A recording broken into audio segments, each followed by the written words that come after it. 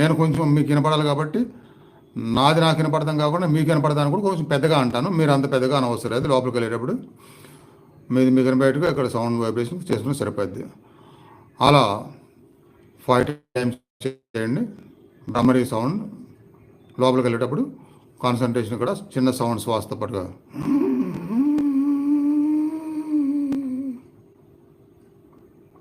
అది లోపలికి, ఇప్పుడు బయటికి.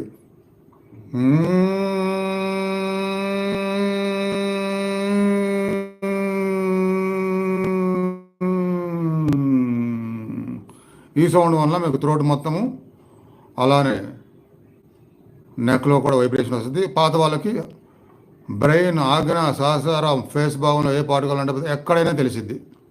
ఆల్రెడీ రెగ్యులర్గా నేను చేపిస్తున్న వాళ్ళు, రెగ్యులర్గా వస్తున్న వాళ్ళకి, కొత్త వాళ్ళకి కొద్ది గొప్ప కంపల్సరీ తెలిసిద్ది 2 సౌండ్లు కలిపి. Second time